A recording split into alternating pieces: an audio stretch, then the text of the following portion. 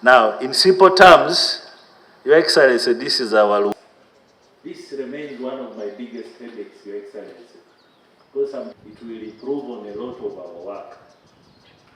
Coupled with that, Your Excellency, which we are going to give to the public, so that this equipment, especially when they deviate while doing their work in the field.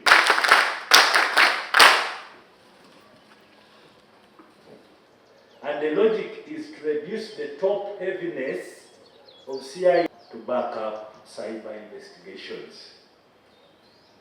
Your Excellency, finally, Your Excellency, we still have gaps in mobility of... Excellency, again, I'm AIGP Godfrey. I invite my colleague AIGP Godfrey Goloba to briefly update you. We do not have officers, but we also have new courses that we have in. I wish to update you on what we have been doing. Training needs assessment based on its mandate enshrined in the Constitution. We also have a French language course which is conducted at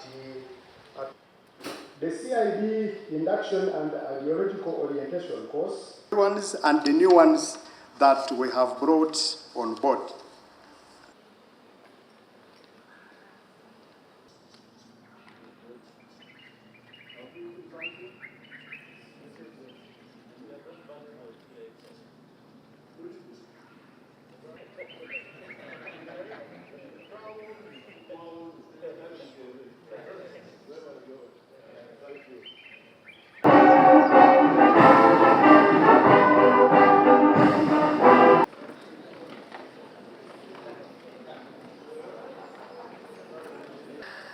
Your Excellency, the 67 students here are at the rank of Assistant Superintendent of Police.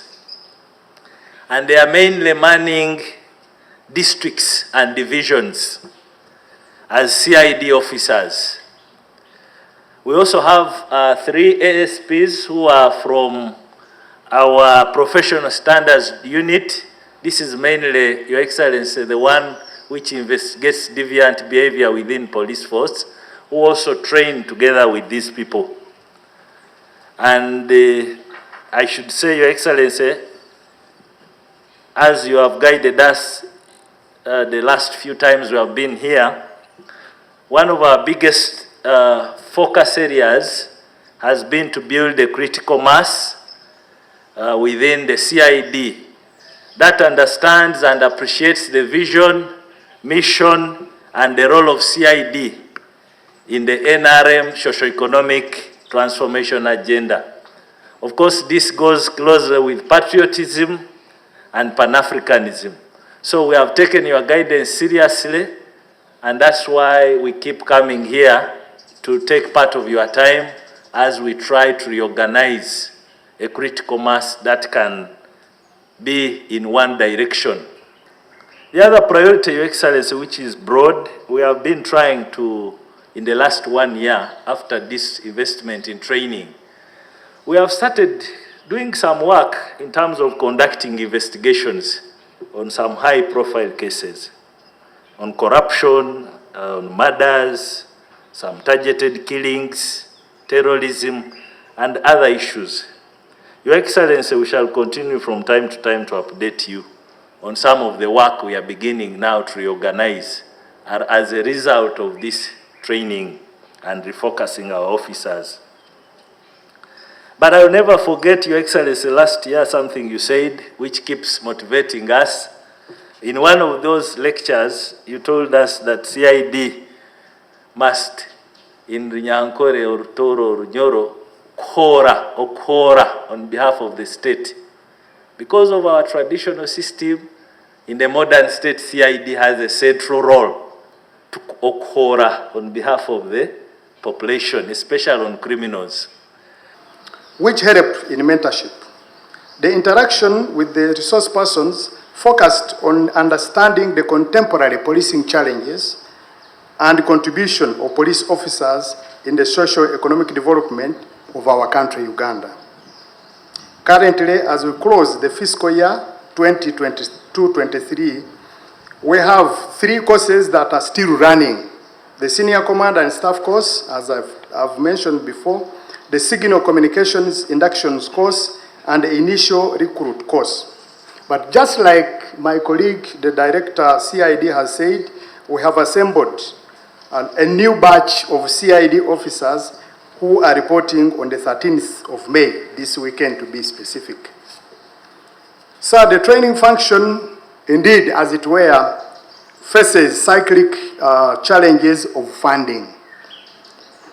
On one hand, closing a big gap needs that has to be closed, and indeed, on the other hand, the infrastructure and inadequate instructor base. When we came in, most instructors had been deployed to the different units, and calling them back proved a little bit difficult. Some had lost the interest, so we are building a new instructor base for us to be able to move forward. However, with the few resources available, we have also managed to construct a modern central lecture hall in Kabalye, which I hope you will open when you come to pass out the current recruits who are on training. To create prosperity for our people through production of goods and services.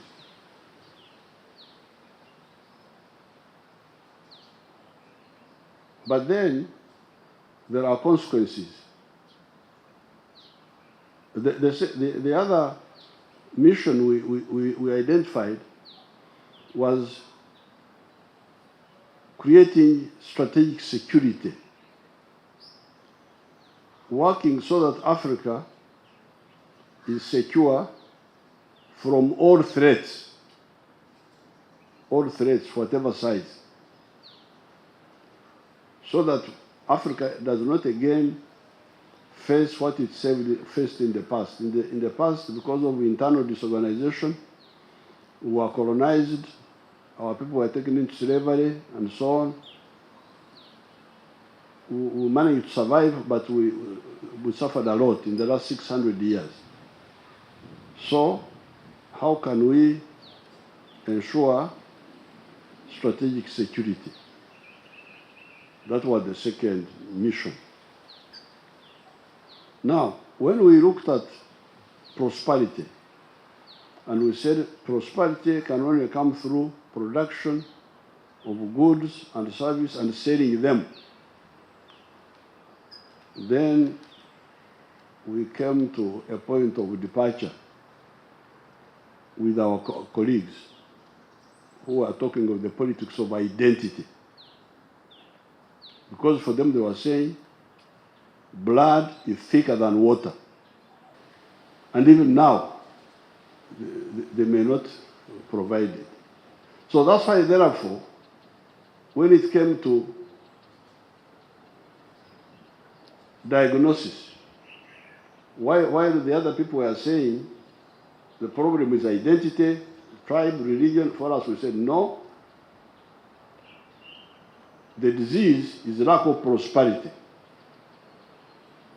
That was our diagnosis. Is poverty, is underdevelopment. This is the disease. So if that is the disease, what is the prescription? Prescription is prosperity through production of goods and services. So if that is the case,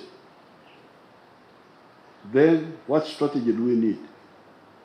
What principles, what ideology do we need? That's why we said NRM ideology, principle number one is patriotism. Love Uganda. Patriotism is when you love the whole country. Patria is from the Latin word meaning fatherland.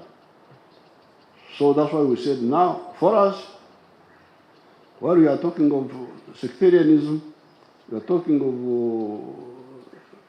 Moyo gwa gwanga meaning tribal spirit. For us, we talk of Moyo wa Uganda. Why? Because Uganda is more useful to us than Emia Ankore. So, if you are a Mkorachida Kyonka, in Luo, we say, teach me each keken. Teach me each. Each is the stomach. Teach is what? Working only for the stomach. If you are a Mkorachida Kyonka, you can't benefit from this market of Uganda. You can't benefit from the market of Africa. So you are outside. Oribari. So that's why we say no. All our people must undergo socio-economic transformation. How? Two ways. Education for all. That's why you hear us talking of education for all. But also people working for money, not just only for Echida Chonka. So that is the third principle of NIM, socio-economic transformation. The people must change. But that meant that the public servant must be clear about this. Because if they are not, then they get lost. Like principle number 3, socio-economic transformation. As Magambo said, it will not happen if there is rampant crime. If there is rampant crime, how will people undergo socio-economic transformation?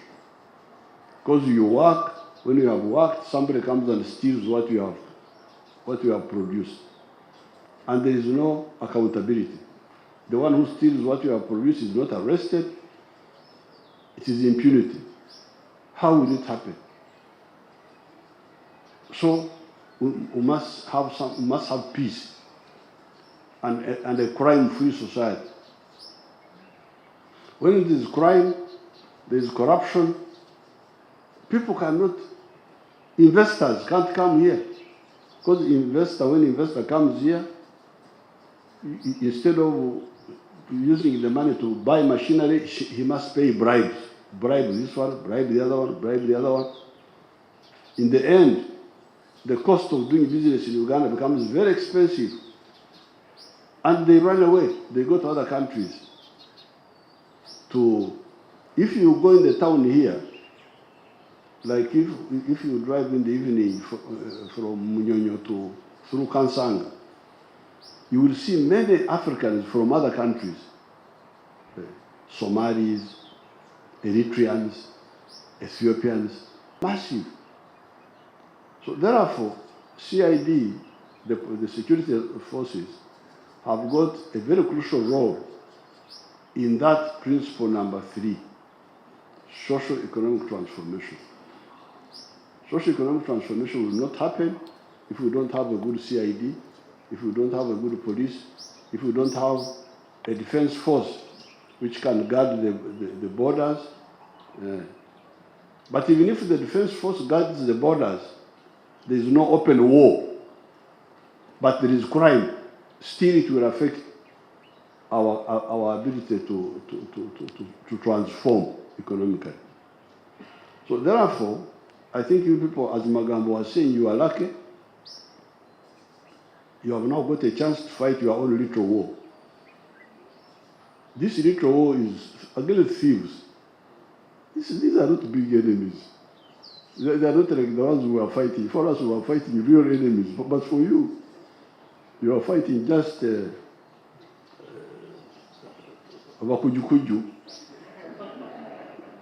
just tricksters. And you can deal with them. You can deal with them. But you need to be clear yourself. Now on your side, you must start by being clean on your side. I know the salary is still low. You have those pressures. But that's why, and I think I need to meet the leadership of the police. That's why when we came from the bush, I told these NRA people, we don't have enough money to pay high salaries, but we can manage, even with the little money.